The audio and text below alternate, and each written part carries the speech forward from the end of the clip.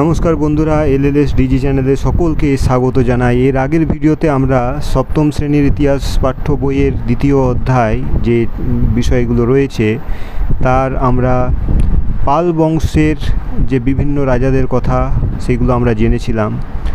আজকে আমরা জানব বাংলায় সেন রাজাদের শাসনকাল সম্পর্কে।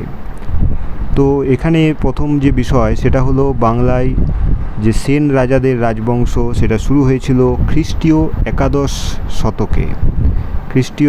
শতকে। আর সেনদের যে আদি বাসস্থান মানে সেনদের রাজবংশ বাংলায় শুরু করার আগে সেনরা কোথার থেকে এসেছিল সেটা হবে যে তারা দক্ষিণ ভারতের কর্ণাট অঞ্চল অর্থাৎ যেটা মহীশূর এখনকার যেটা কর্ণাটক সেইখান থেকে কিন্তু তারা এসেছিলেন।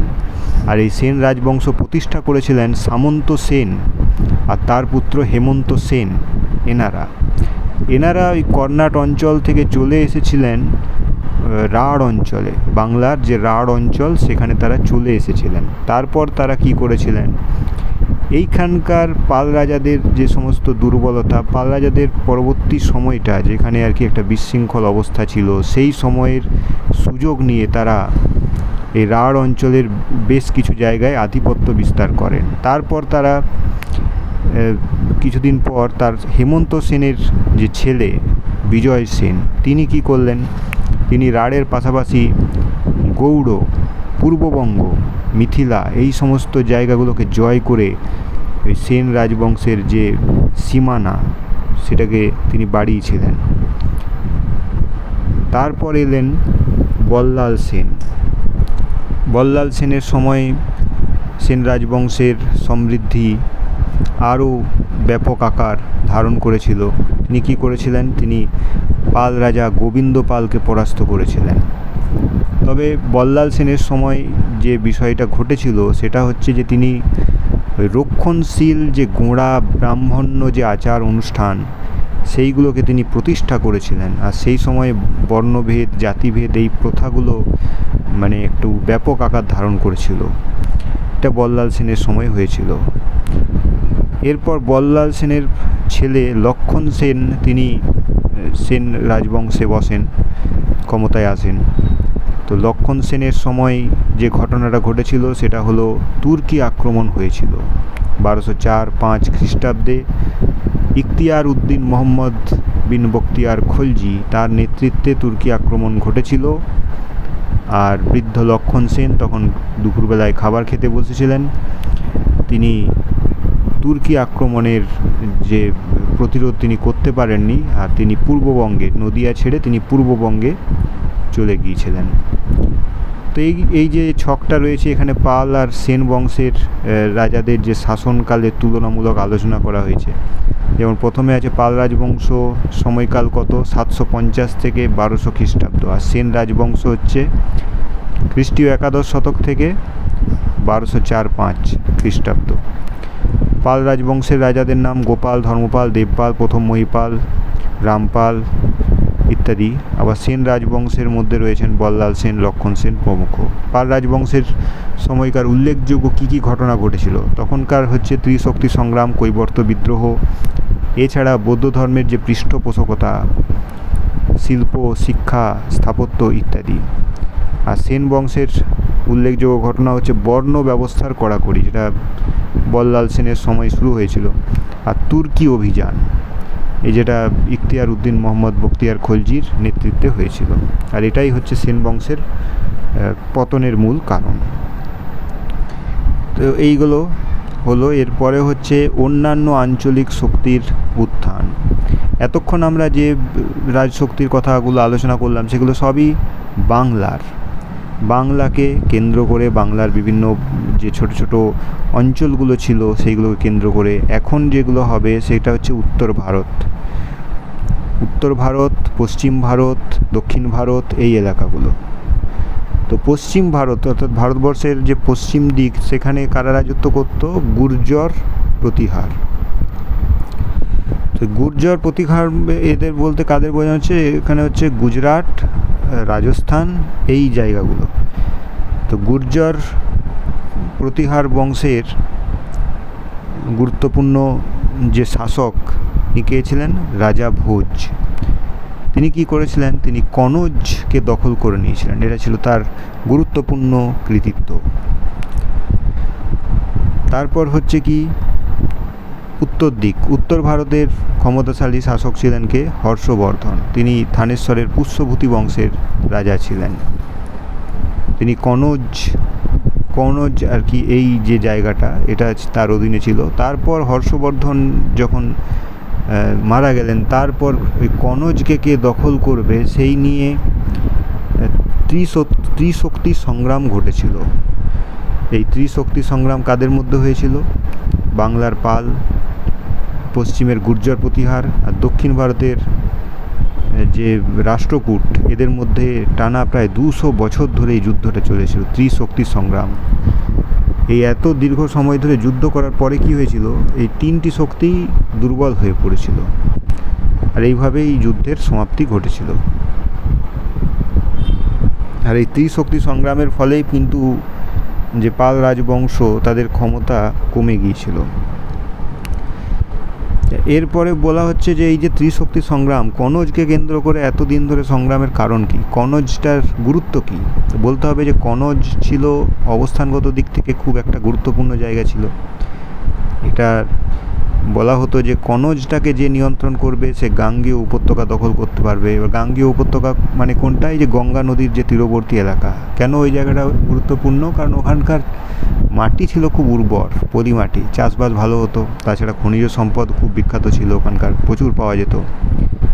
এই কারণে এই জায়গাটার প্রতি প্রত্যেকটা যে শক্তিশালী রাজ্য ছিল তাদের একটা মানে ওইটাকে দখল করার প্রবণতা ছিল। সেই কারণে ত্রিশক্তি সংগ্রাম হয়েছিল। আচ্ছা, এরপরে যেটা হচ্ছে দক্ষিণ ভারত। দক্ষিণ ভারতে কোন কোন শক্তি ছিল? দক্ষিণ ভারতে ছিল পল্লব, পাণ্ডব, তারপর চোল, চালুক্য, এগুলো সব ছিল। তো এদের মধ্যে সব থেকে শক্তিশালী হয়ে আত্মপ্রকাশ করেছিল চোলরা। চোলদের মধ্যে চোল রাজবংশ প্রতিষ্ঠা কে করলেন? বিজয়ালয়। তিনি রাজা মুট্টাবাইয়া, তাকে সরিয়ে দিয়ে তিনি চোল রাজবংশ প্রতিষ্ঠা করলেন। আর তার রাজধানী হলো তাঞ্জোর বা থাঞ্জাভুর। এখন বিজয়ালয় তিনি প্রতিষ্ঠা তো করলেন, তারপর কে এলেন? তারপরের অনেকেই এসেছিলেন, যেমন পরান্তক, প্রথম আদিত্য, তারপর পরান্তক। এরা কিন্তু প্রত্যেকেই নিজ নিজ অবদান রেখেছেন। ঠিক আছে। এরপর অপর এক উল্লেখযোগ্য চোল শাসক, তিনি ছিলেন প্রথম রাজরাজ। তার সময়ে কি হয়েছিল? তার সময়ে যে বর্তমান যে কেরল, তামিলনাড়ু, কর্ণাটক, এই সব বিস্তীর্ণ এলাকা সব চোল সাম্রাজ্যের অন্তর্গত হয়েছিল। এটা ছিল তার গুরুত্বপূর্ণ কৃতিত্ব। আবার প্রথম রাজরাজের পর তার ছেলে প্রথম রাজেন্দ্র যখন এলেন, তার সময়ে আবার এই বিস্তৃতিটা, চোল রাজবংশের বিস্তৃতি আরও ব্যাপক আকার ধারণ করেছিল। একেবারে দক্ষিণ পূর্ব এশিয়া পর্যন্ত ছড়িয়ে পড়েছিল। সেখানকার জাভা, সুমাত্রা, মালয়, এই সব বিস্তীর্ণ এলাকা পর্যন্ত এই দেশগুলোর তার অধীনে চলে এসেছিল। এইভাবে চোল রাজবংশের প্রভাব প্রতিপত্তি বেড়েছিল। তিনি পাল বংশের রাজাকে পরাস্ত করেছিলেন, রাজা মহিপালকে। আর তারপর তিনি গঙ্গাইকোন্ড চোল উপাধি ধারণ করেছিলেন। তাহলে গঙ্গাইকোন্ড চোল উপাধি কে ধারণ করেছিলেন? প্রশ্ন আসতে পারে। তো বলতে হবে প্রথম রাজেন্দ্র। আচ্ছা, এখানে যে ভারতবর্ষের ম্যাপ দেওয়া রয়েছে, এখানে বিভিন্ন যে রাজনৈতিক শক্তিগুলো তাদের অবস্থান দেখানো হয়েছে। যেমন এখানে রাষ্ট্রকূট হচ্ছে গুজরাট, রাজস্থান, এই যে জায়গাগুলো। আচ্ছা, গুজরাট রাজস্থানের জায়গা হচ্ছে গুর্জর প্রতিহার, এই জায়গাটা। এটা হচ্ছে দাক্ষিণাত্যের রাষ্ট্রকূট, দক্ষিণ ভারতের।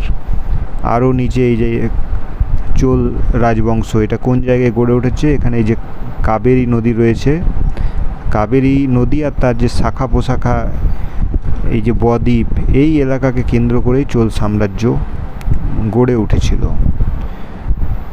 আর এই যে রয়েছে পাণ্ড্যকেও পরবর্তীকালে চোলরা মানে সেখানে নিজেদের কর্তৃত্ব স্থাপন করেছিল। আর এই যে পাল রাজবংশের বিস্তার অনেক দূর ঘটেছিল, একেবারে বারাণসী, এদিকে উড়িষ্যা, বিহার, এইগুলো সব পাল রাজবংশের অধীনস্থ ছিল। আচ্ছা, এরপরে হচ্ছে ইসলাম ও ভারত। ইসলাম ধর্মের সঙ্গে ভারতের যে যোগাযোগ সেটা কিভাবে ঘটেছিল সেইগুলো এখানে দেখানো হয়েছে। তার আগে জানতে হবে যে এই যে ইসলাম ধর্ম সেটার প্রচলন কিভাবে ঘটলো।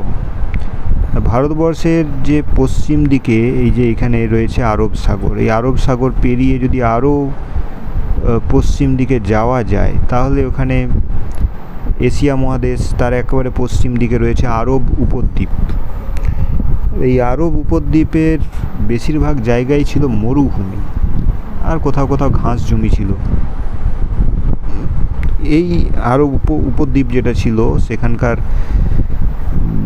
দুটো বিখ্যাত শহর ছিল, সেগুলোর নাম ছিল মক্কা আর মদিনা। আর এখানকার যারা মানুষ ছিল তারা ছিল যাযাবর প্রকৃতির মানুষ, কারণ এখানে চাষবাস ভালো হতো না, আর মানুষকে এক জায়গা থেকে অন্য জায়গায় খাবারের খোঁজে ঘুরে বেড়াতে হতো, তো এদেরকে বলা হতো বেদুইন। আর এখানকার প্রচুর খেজুর চাষ হতো, মানে খেজুর উৎপন্ন হতো, সেই খেজুর ছিল এদের খাবার। এছাড়া এরা উট প্রতিপালন করতো, সেই উটের দুধ ছিল এদের অন্যতম খাদ্য। তো এখন এখানেই আবির্ভাব হলো হজরত মোহাম্মদ। তিনি 570 খ্রিস্টাব্দে জন্মগ্রহণ করেছিলেন, আর তিনি এই ইসলাম ধর্মের প্রবর্তন করেছিলেন। 610 খ্রিস্টাব্দে হজরত মোহাম্মদ ঘোষণা করলেন যে তিনি আল্লাহ বা ঈশ্বর তাকে দূত হিসাবে পাঠিয়েছেন। তো সেই জন্য তাকে আল্লাহর বার্তা বাহক বলা হয়। সেটা কখন হলো? 610। তারপর কি হলো না, সেই সময়টাতে এই যে মক্কা যে শহর, সেইটাতে একটা সমস্যা চলছিল। ধর্মীয় মতের, হজরত মোহাম্মদের যে ধর্মীয় মত সেটার সঙ্গে সেখানকার মতের একটা ফারাক দেখা যাচ্ছিল। আর তাছাড়া ওদের মধ্যে ধর্মীয় বিভেদ তৈরি হচ্ছিল। উপজাতি আরবদের যে বিভিন্ন উপজাতি, তাদের মধ্যে একটা ধর্মীয় বিভেদ তৈরি হচ্ছিল। এই কারণগুলোতে হজরত মোহাম্মদ কী করলেন, 622 খ্রিস্টাব্দে মক্কা ছেড়ে তিনি চলে এলেন মদিনায়। তো এই যে 622 খ্রিস্টাব্দে তিনি মক্কা ছেড়ে মদিনায় এলেন, এই ঘটনাটাকে আরবি ভাষায় বলা হয় হিজরত।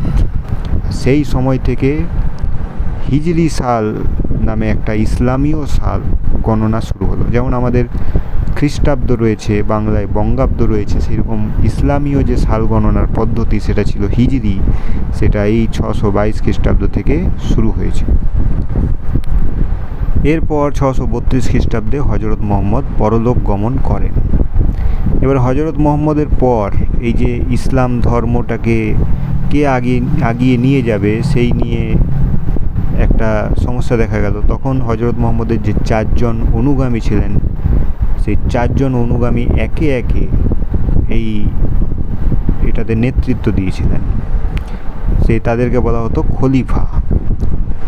যেমন হজরত আবু বকর, হজরত আলী, ওমর ইত্যাদি, এনারা ছিলেন সব এক একজন খলিফা। তো প্রথম খলিফা ছিলেন হজরত আবু বকর। খলিফা কথাটি হচ্ছে একটা আরবি শব্দ, এটার মানে হলো প্রতিনিধি বা উত্তরাধিকারী। তো এই খলিফা তারাই ছিলেন ইসলামীয় জগতের রাজনৈতিক আর ধর্মীয় নেতা। তার যে ক্ষমতা, যে সমস্ত অঞ্চলে ইসলাম ধর্মের ক্ষমতা ছড়িয়ে পড়েছিল সেইগুলোকে বলা হতো দার উল ইসলাম। আর খলিফাই ছিলেন ইসলামের প্রধান নেতা। আচ্ছা, এরপর হচ্ছে যে ভারতের সঙ্গে এদের যোগাযোগ, মানে ইসলামীয় যে যোগাযোগটা সেটা কিভাবে হলো বলতে হবে। 712 খ্রিস্টাব্দে আরবি মুসলিমরা মোহাম্মদ বিন কাসেম, কি নাম বললাম, মোহাম্মদ বিন কাসেম, এর নেতৃত্বে সিন্ধু প্রদেশ অভিযান করেছিল 712 খ্রিস্টাব্দে। এবারে অভিযান করার ফলে কি হলো, তারা এলো, দিয়ে এসে তাদের বিভিন্ন যে রাজ্য বিস্তার সেই কাজ তারা শুরু করলো। এবারে ভারতের সঙ্গে যে ইসলামীয় যে যোগাযোগ সেটা তার আগেই শুরু হয়েছিল। এই যে বলা হয়েছে আরব ব্যবসায়ী পর্যটকরা ইতিমধ্যেই ভারতে আসতে শুরু করে দিয়েছিল। তো এইভাবে কি হলো, এই মোহাম্মদ বিন কাসেমের নেতৃত্বে যে সিন্ধু প্রদেশ অভিযান হয়েছিল 712 খ্রিস্টাব্দে, এর ফলে ভারতের সঙ্গে যে ইসলামীয় যোগাযোগ সেটা মানে ব্যাপক আকার ধারণ করল। আরবদের পর আরও একটা মুসলিম শক্তি তুর্কি, তারাও ভারত আক্রমণ করেছিল। এবারে হলো গজনী সুলতান মাহমুদের নেতৃত্বে। গজনী সুলতান মাহমুদ আর মোহাম্মদ ঘুরি এদের নেতৃত্বে অভিযান হয়েছিল। প্রথমে হচ্ছে মাহমুদ, সুলতান মাহমুদ কোথাকার সুলতান ছিলেন গজনীর। তিনি 1000 থেকে 1027, এই যে 27 বছর এর মধ্যে তিনি 17 বার ভারত আক্রমণ করেছিলেন, উত্তর ভারত। তার আক্রমণের উদ্দেশ্য কী ছিল না, এখান থেকে যে বিভিন্ন মন্দির, সেই মন্দিরের প্রভূত ধন সম্পত্তি সব লুটপাট করে নিয়ে যাওয়া, আর সেই সম্পত্তি দিয়ে গজনী আর তার আশেপাশের যে এলাকা সেইগুলোর বিকাশ ঘটানো, এগুলোই ছিল তার উদ্দেশ্য। তার রাজধানী ছিল গজনী, আর তার যে অন্যান্য শহর সেইগুলোকে সুন্দর করে সাজানো হয়েছিল সেই সমস্ত সম্পদ দিয়ে। সেখানে মাহমুদ প্রাসাদ, মসজিদ, গ্রন্থাগার, বাগিচা, জলাধার, খাল, আমুদরিয়া যে নদী তার উপর বাঁধ নির্মাণ করেছিলেন, একটা বিশ্ববিদ্যালয় তৈরি করেছিলেন। সেখানকার পড়াশোনার ব্যবস্থা, শিক্ষকদের বেতন, ছাত্রদের বৃত্তি দেওয়া, এই সব ব্যবস্থা তখনকার সময়ে সুলতান মাহমুদ করেছিলেন। আর মাহমুদের সময়ে দুজন বিখ্যাত ব্যক্তি ছিলেন, একজন অল বিরুনি আর একজন ফিরদৌসি। অল বিরুনি তার লেখা একটা বিখ্যাত গ্রন্থ যেটার নাম হচ্ছে কিতাব অল হিন্দ, আর ফিরদৌসির লেখা বইটির নাম শাহনামা। এইগুলো হচ্ছে তৎকালীন সময়ে ভারতবর্ষের ইতিহাস জানার গুরুত্বপূর্ণ উপাদান। আচ্ছা, এরপরে যেটা হলো সেটা হচ্ছে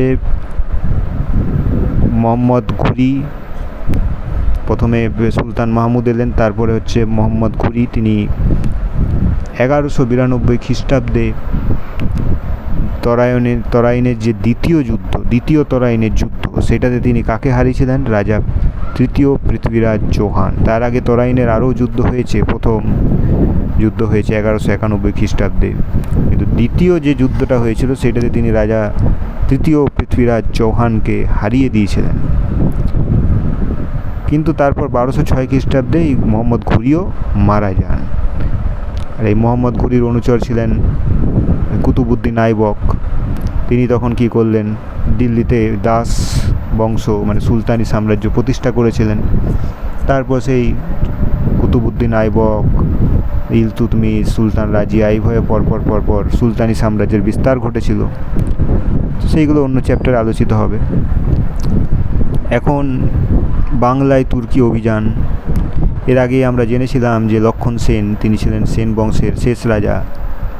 তার সময় ইখতিয়ার উদ্দিন মোহাম্মদ বখতিয়ার খলজি, তার নেতৃত্বে বাংলায় তুর্কি অভিযান হয়েছিল 1204-5 খ্রিস্টাব্দে। সেই সময় তিনি কি করেছিলেন, লক্ষণ সেন তিনি প্রতিরোধ করতে পারেননি। তার ফলে তুর্কিরা বিনা যুদ্ধেই নদিয়া জয় করে নিয়েছিল। সেইখানে টুকরো কথায় একটা বিষয় রয়েছে যে প্রথম 4 জন খলিফার পর খলিফা পদটি কাদের হাতে চলে যায়? রাজবংশের হাতে। কয়েকটি রাজবংশ যেমন উম্মাইয়া, আব্বাসিয়া, ফতিমিদ, অটোমান ইত্যাদি রাজবংশের হাতে চলে গিয়েছিল। আব্বাসিকদের মধ্যে একজন বিখ্যাত ছিলেন, তার নাম ছিল খলিফা আল হারুন আল রশিদ। খলিফা আল হারুন আল রশিদ তিনি কে ছিলেন? আব্বাসীদের মধ্যে বিখ্যাত। এই বিষয়গুলো এখানে রয়েছে। আচ্ছা, তারপরে বখতিয়ার খলজি তিনি আক্রমণ করেছিলেন, তুর্কি অভিযান করেছিলেন। তারপর বখতিয়ার খলজি তিনি